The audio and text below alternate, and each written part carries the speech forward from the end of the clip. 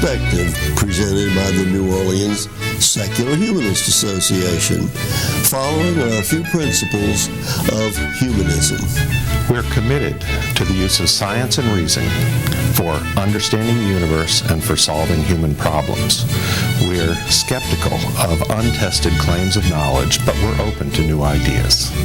We are concerned with securing justice and fairness in society and in ending intolerance and discrimination.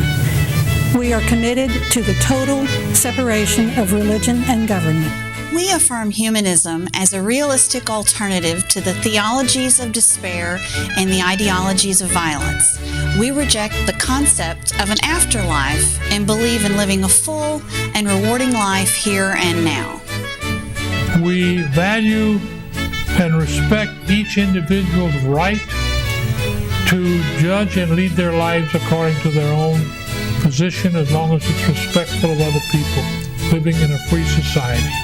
We hope you enjoy today's program and others in the weeks to follow.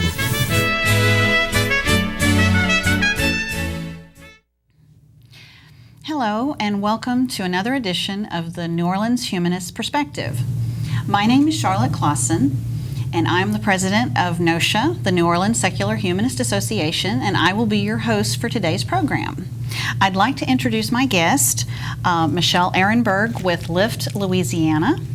And before we get started, I'd like to tell you a little bit about her. Michelle has worked as a policy advocate, community organizer, and coalition coordinator for more than a decade.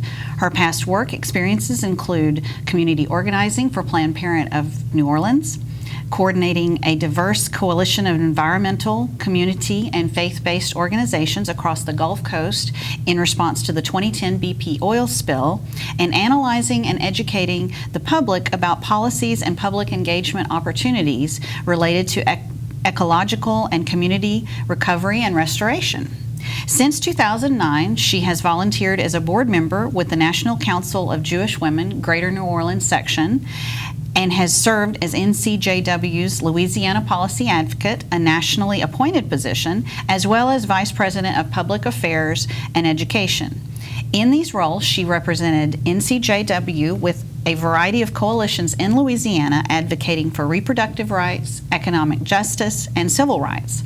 Erenberg has a BA in psychology from Loyola University, New Orleans, and an MPA in nonprofit management from the University of New Orleans. So welcome to our program today, Michelle. Thank you for having me. I thought it would be appropriate for you to tell us a little bit about LIFT Louisiana and what it is and does. Great, thank you. LIFT Louisiana is an organization that I founded in February of this year. And this is really in response to the last 3 decades of Louisiana ranking #1 in rates of teen pregnancy, of sexually transmitted infection, of all kinds of a variety of poor health outcomes for women and children in the state. And so LIFT Louisiana is really working to address those issues by improving health outcomes for women and children, working to provide the resources and support, program support, information that communities need to build public education and advocacy strategies, and also working to provide critical legal support, local legal representation for healthcare providers and also patients that are struggling to keep their clinics safe and open, and for patients that are struggling to access reproductive health care. Okay, that's a huge endeavor. I'm so impressed that you're able to bring that whole wide range of things, because it really is taking on a lot of issues and avenues that have kind of like a foundation sound, like I guess working even with governmental agencies and things like that. Yeah, and this actually goes back to some of my previous experience working in environmental policy. Is there was a strategy oftentimes to try to help shape the public policy at the beginning, using advocacy and mobilizing public support for particular policy positions, and then also having a strategy to take on legal challenges to bad regulations and public policies. So what I wanted to do with Lift Louisiana is to bring that kind of advocacy and legal strategy together and to advance reproductive rights and healthcare access in Louisiana. That was the thing that was intriguing for me, because I realized that given your background in environmental work, I had wondered what catalyst it was that caused you to shift, and I didn't know if that was just one day you decided this is what's missing and this is what our area needs.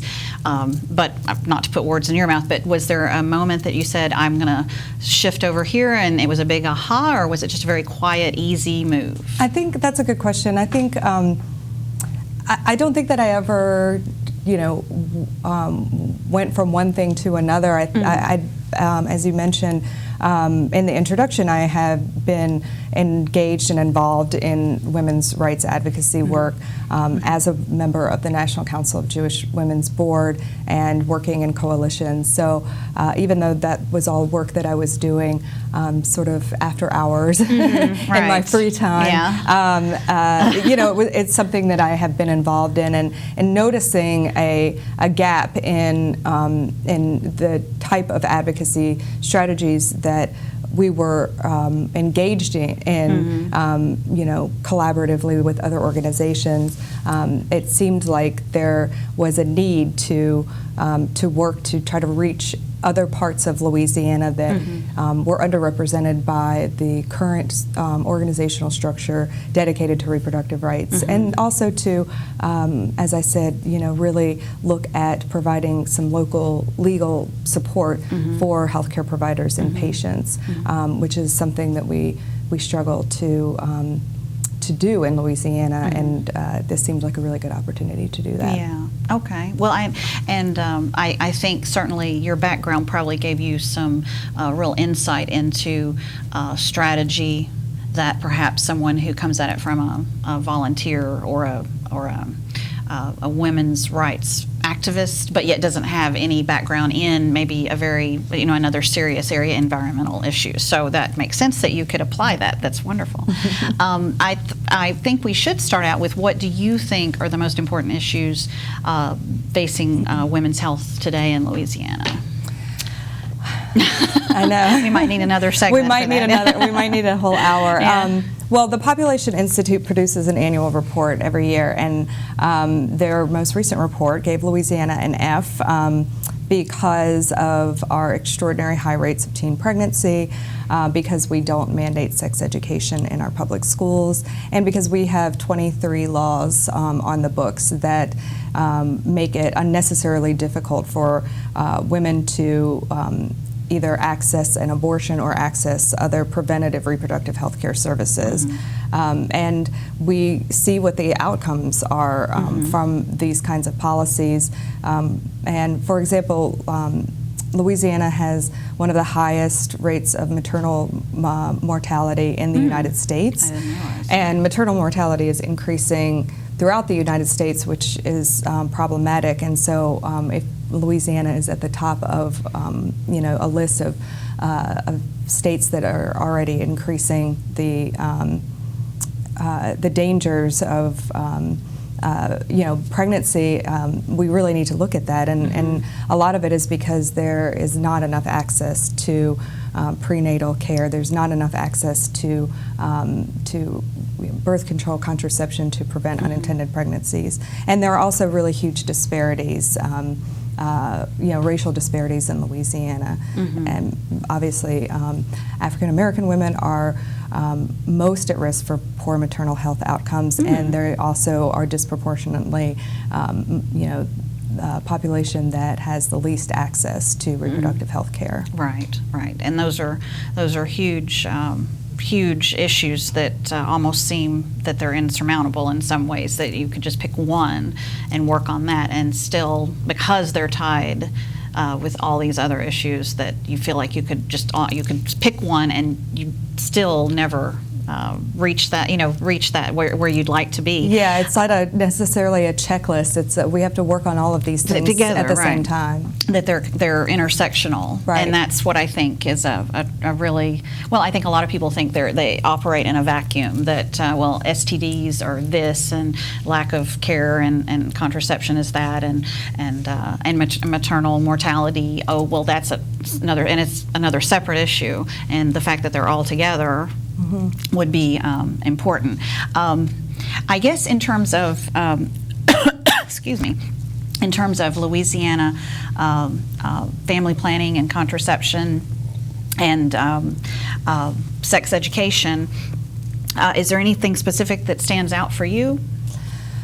Well, 60% of all pregnancies in Louisiana in 2010 were unintended. That means that they were unplanned. And in 2013, more than 300,000 Louisiana women of reproductive age needed publicly funded family planning services. But these are not things that our agencies or our lawmakers are really investing in. These are not issues that we are shaping really good health policy that's evidence-based, and we're not really providing the adequate resources to address these issues. Right. And we know that that in Louisiana many people are opposed to abortion. We also know that one of the best ways to reduce the number of abortions is to reduce the number of unplanned pregnancies. Right. Yes. So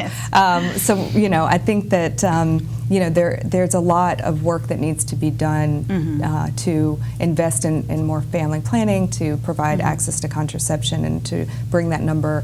60% of pregnancies being unplanned is pretty substantial, right? And very much a hardship for women and their families. Which, just addressing this alone, if our legislature could do that, would be a huge improvement in quality of life across the board. And it seems strange because it would address a whole lot of other problems, and that's what's so frustrating. I think that a lot of people don't realize if it's all interconnected.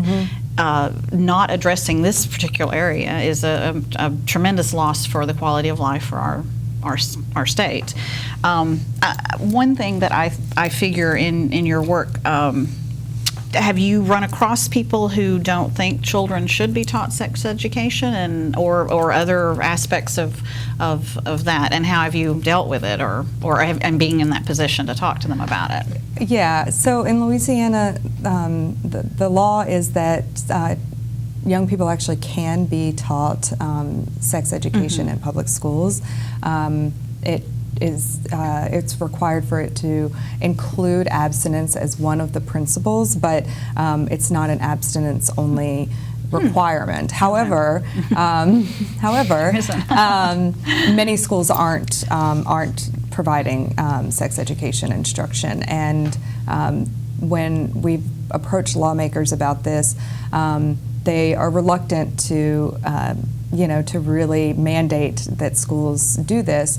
And one of the things that I think is important for lawmakers and for parents and for teachers all to understand is that that sex education programs are always voluntary. They're always anonymous, programs, and parents that don't want their children to learn these kinds of things at school can opt out of that, but to have a blanket sort of prohibition on the ability for other students to get that information is really, really, really not doing any service for our young people, and we can see that in the data. Yeah, that it's quite mind-boggling. I think that anyone would opt out, but the fact that that's there, I guess it's hard for you. I mean, you're saying that they're just not getting the education; they're just not providing it, and I just can't imagine that is helpful to that student population. I'm sure they see the problems, and yet I guess it's hard for them to face that reality.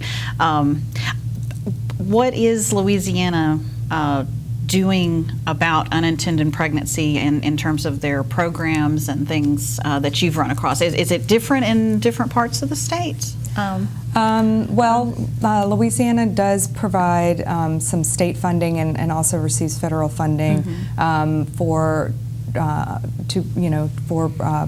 pregnancy prevention programs, but it really just depends on the access to health care more broadly in that community. So if you don't have a healthcare provider in your community to provide those services, then whether or not you have access to funding to receive those services or not is negligible. So that's a place where we really need to see some improvements, and we missed some opportunities to provide healthcare services to young people in schools. That's a huge place where we really could make some drastic improvements, not only giving them the information through education, but also making sure that they have access to testing for sexually transmitted infections, or access to contraception if they choose to use contraception. And additionally, we also are missing an opportunity to provide reproductive health care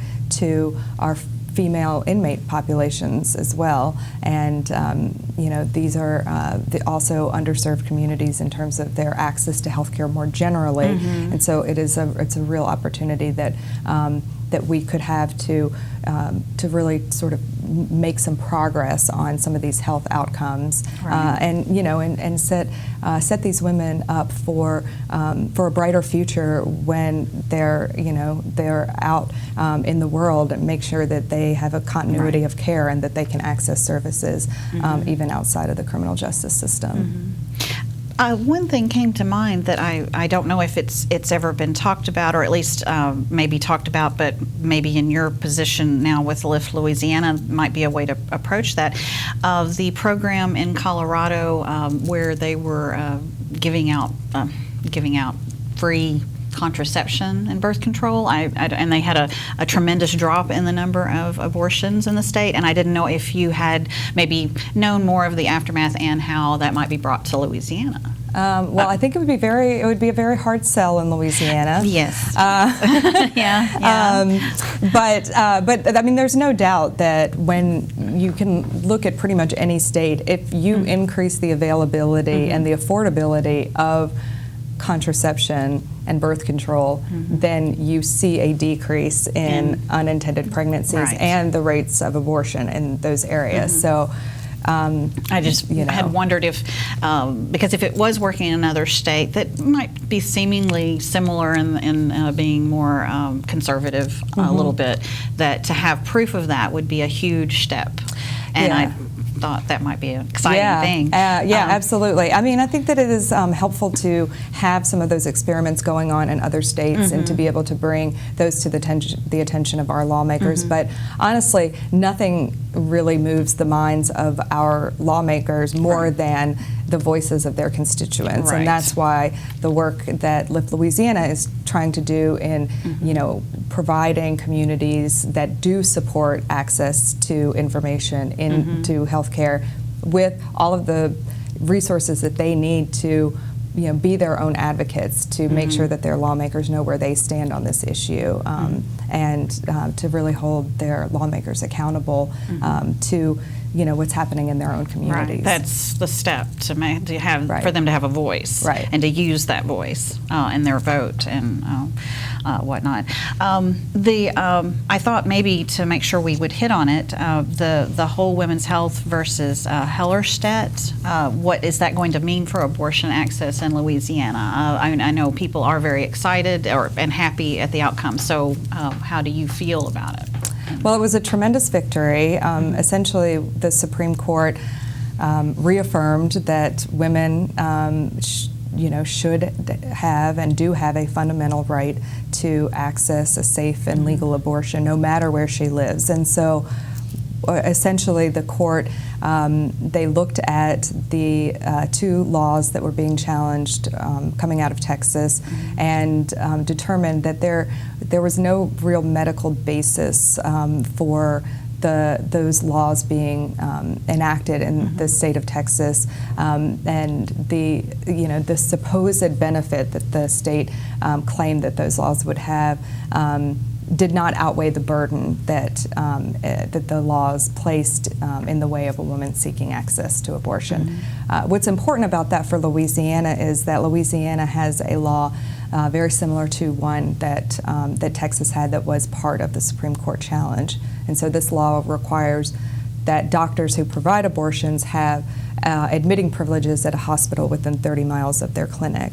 And while that seems like a reasonable requirement, it's completely medically unnecessary, and it's also very difficult for doctors to get admitting privileges in a hospital if they very rarely admit patients, which abortion providers very rarely do, because abortion is a safe procedure. Right. And so, hospitals are reluctant to grant those kinds of privileges.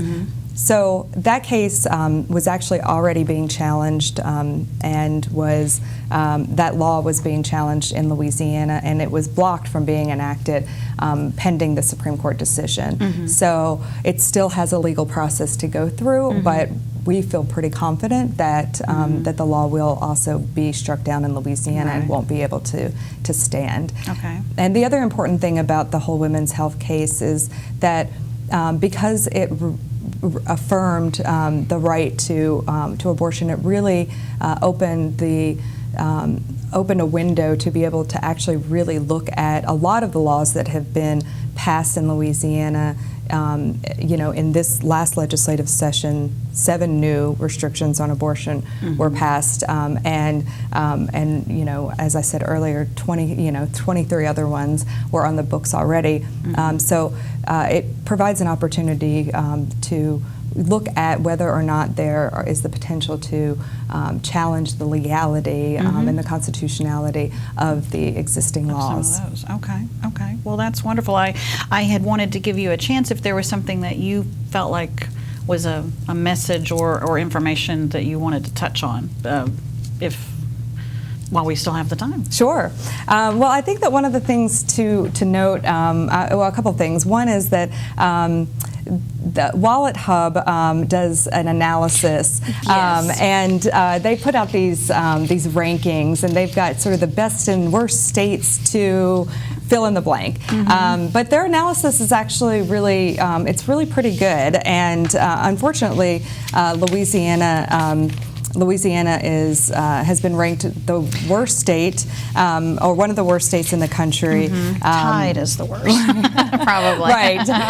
One of the worst states for to be a parent, basically, or to, and also one of the worst states for working moms. And so I think that what's important about this is, not just where we kind of are, ranked next to other states, but what's important about this is we need to be focusing on creating the conditions in Louisiana that make it a good place to have children and to raise children. Sure. Yes. And if we aren't going to invest our time and our energy and our resources and craft the public policies that we need to make parenting possible in Louisiana, then we really should not be standing in the way of policies or anybody's ability, anybody's right to prevent themselves from becoming a parent in the state, knowing full well that they will not have access to a lot of the resources that you really need to be a parent. Yes. And the last thing that I'll say is, and this is just a plug for an upcoming event that Lift Louisiana is hosting on September 10th at 6 p.m. at the theater at St. Claude. We are live streaming a concert that is the All Access 2016 concert that is going to be live in Cleveland. We're hosting a party to live stream the concert. We are we're partnering with Women with a Vision, and we are going to have food from local pop-ups. I wrote some of these down, so including stickball and CNC A&C Meat Factory, and we'll have desserts by Bite Size Nola. And this event is all about bringing people together, people from all kinds of backgrounds, all ages, ethnicities, races, gender identities, all in support of access to abortion as a fundamental human right. Okay. And so it's going to be a really exciting event. We are going to have games and prizes, and we will doors will open at 6 p.m. The concert starts live streaming at 7 p.m. local time, and it should be a really fun night. Oh, well, wonderful. So being able to get out in the community and try to draw some people in to kind of talk about the issues that's a huge problem, I think, and I think that's what you're saying you're trying to address around the state, is to have those conversations and to make people see how intersectional a lot of these issues are. Absolutely. Certainly, I mean, for us to be in the bottom 5, I guess we can call it the bottom 5, 48 on as a worst state for working moms, and tied with actually not tied, we're 50, and Mississippi's 50. Not to 51. be outdone by Mississippi. Yes, yeah. At least we're ahead of them as a worst state to have a baby, and you'd think to yourself that there really should people ever fall below, like, okay, you can be in the top 25, but we should all be tied with number 25, in Right. terms of statistics and things, and so it's quite disheartening to see that we're in the bottom 5 in areas that we should be able to improve upon. Absolutely. So we don't have very much time left, so I thought I would maybe, if there's anything you would like to touch on as far as another short issue or something, just as a closing thought for everyone. Sure. Well, I think that when we think about what it means to support pregnant and parenting people in our state, one of the things that's often overlooked is pregnant and parenting students. And these students need equal access to education. They need support to help them succeed in school, to make sure that they're graduating. And so, one of the things that we are working to support, and we're excited to see in this last legislative session, was a bill that was really addressing expectant and parenting students. And I think that there's a lot that we can build on. So I want to end on kind of a positive note. There's that bill sort of provides an opportunity to build on some programs to and policies that support parenting students. Right. And then the other thing that I'll say is, we need to make sure that we are providing affordable and high quality childcare and early learning opportunities for young people, because that is the way that parents can stay in the workforce and they can continue to provide economically for their family. It's also the best way to give children a good head start, and these are things that Louisiana in the past has not considered high priorities in terms of investment, but I think that there's a lot of opportunity. It's something that we're seeing talked about among presidential candidates. We're seeing it talked about much more by the leadership in Baton Rouge, and so on a positive note. Oh, well, that's wonderful. Well, that's all the time we have, and I want to thank you for coming today. It was enjoyable, and we certainly hope that you'll tune in again and watch us on another episode. Thank you very much.